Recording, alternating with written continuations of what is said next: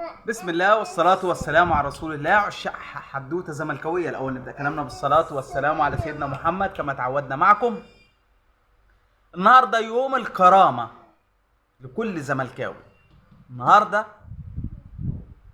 احفظوا التاريخ ده، النهاردة الاثنين 24 يونيو 2024 هو يوم كرامة نادي الزمالك. مجلس إدارة الزمالك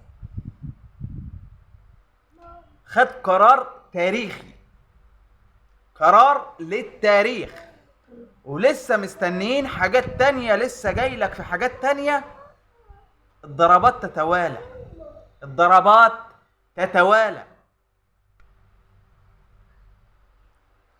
بس في رسالة تحذيرية هقولها لمجلس إدارة الزمالك برضو، لأن القصة مش قصة ماتش بكرة وخلاص وخلصنا. رابطة الأندية طبعا بلغت الأهلي فوزه 2-0، تمام، مفيش أي مشكلة، يفوزوا وياخدوا 3 نقط من غير ما يلعبوا، تمام، مفيش أي مشكلة. إنما بيان نادي الزمالك، البيان اللي صدر في كلام. إيه هو؟ مجلس الإدارة طبعا بيقول إن إحنا معتذرين عن ماتش بكرة وخلاص، تمام. وقال لك في القريب العاجل هنرجع لمباريات الدوري، في القريب العاجل. الانسحاب المرة دي غير الانسحاب في ماتش الأتوبيس الشهير، فاكرين؟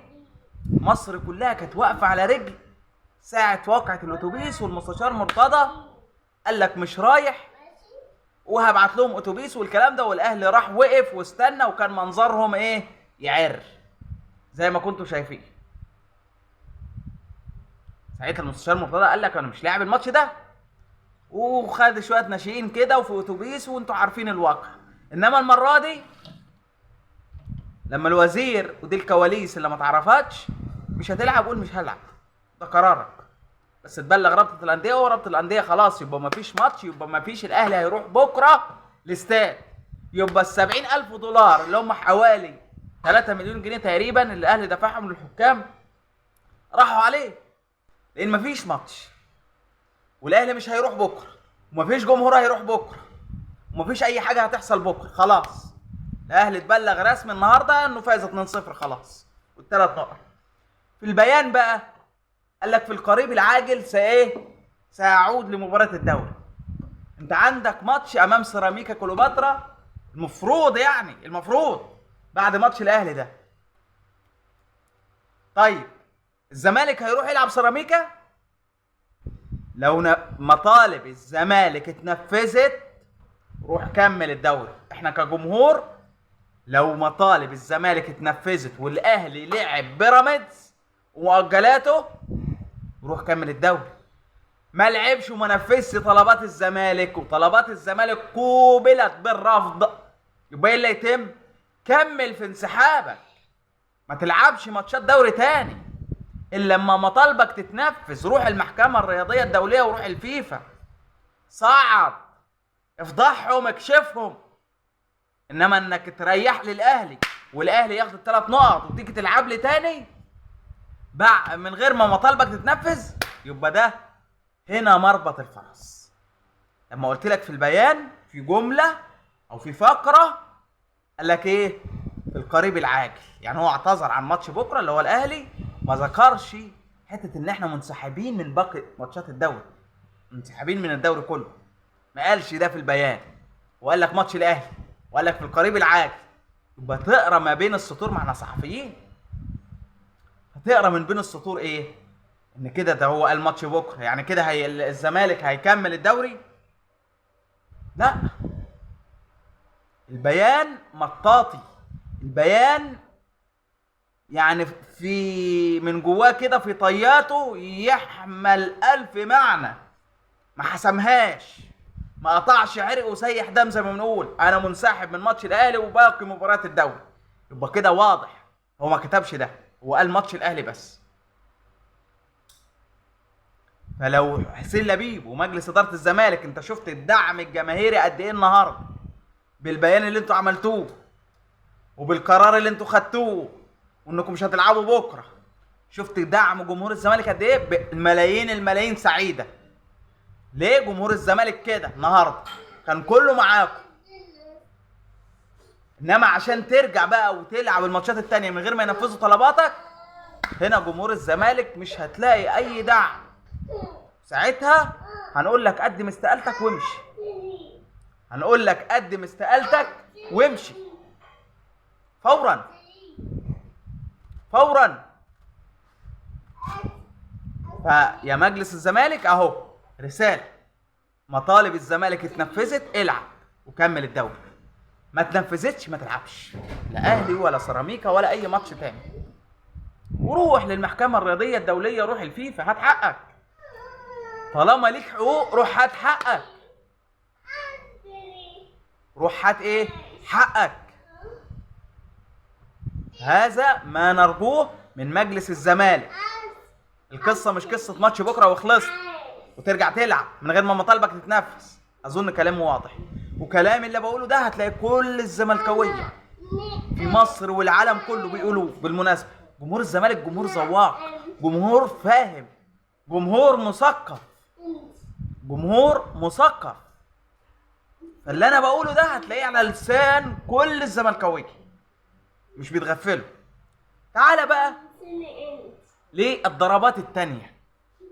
الضربات التانية: الزمالك ما علمته من جوه مجلس الزمالك ان الزمالك خلاص ستف اوراقه بكل مخالفات اتحاد الكوره والحكام ورابطه الانديه. كل حاجه ورايحه يا باشا على الفيفا. الزمالك الى الايه؟ الفيفا والمحكمه الرياضيه الدوليه. وهو ده الصح، دي الخطوه الصح، دي الخطوه خلي الكره المصريه تتعدل. انما هنفضل كده مجاملات في مجاملات. ويا ريت يا ريت كل الانديه اللي مفرومه، ما هو نادي واحد يا جماعه، نادي واحد بس يا جماعه اللي واخد السكسي كله. السكسي كله رايح لنادي واحد، و17 نادي تاني مفروم مدهوس. تمام؟ نادي واحد بس هو اللي اعلام، اتحاد كوره، حكام، كله بيخدم على نادي واحد. يا ريت الانديه اللي تتظلم تحط ايديها في ايدين الزمالك وتروح وتقدم مع شكوى. كفايه، عايزين نقول مره كفايه مجامله وكفايه ظلم. كفايه شوبير هو اللي بيوزع السكريبتات كلها. ايه رايك يا شوبير دلوقتي؟ قال لك اجتماع ثم اجتماع ثم بيان ثم اجتماع وثم المباراه في موعدها والسلام عليكم. حتى ما قالش السلام عليكم، قال لك والسلام. عبد الناصر زيدان طلق مراته على الهوا يا اخي، قال لك عليها الطلاق مش عارف ايه، وراح حلف بالطلاق ان الماتش هيتلعب. شوف لك محلل بقى وروح رد يمينك يا عبد الناصر. متبقاش تاخدك الجلاله قوي على الهوا كده.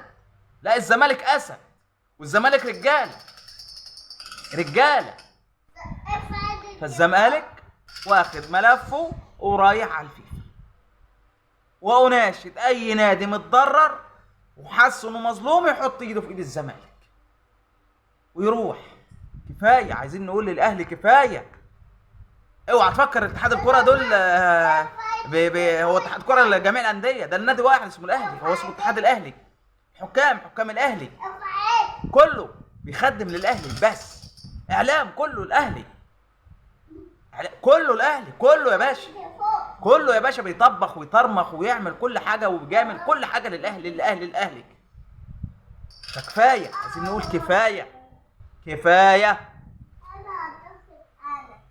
مره نقول احنا في 2024. كفايه ظلم، كفايه مجاملات. فالزمالك خلاص خد القرار، رايح على المحكمه الرياضيه الدوليه والفيفا تجيب حقنا. قال لك خلاص بقى كفايه كده، احنا خدنا قرار يبقى نكمل. فرساله تاني وتالت لمجلس الزمالك: القصه مش قصه مباراه الاهلي بكره وخلاص. لو مباراة الاهلي بكره وخلاص وترجعوا تلعبوا من غير ما تنفذوا طلباتكم، يبقى انتوا حكمتوا على نفسكم، تقدموا استقالة جماعية وتمشوا. جمهور الزمالك لن يرحم اي احد يقصر في مطالب نادي الزمالك.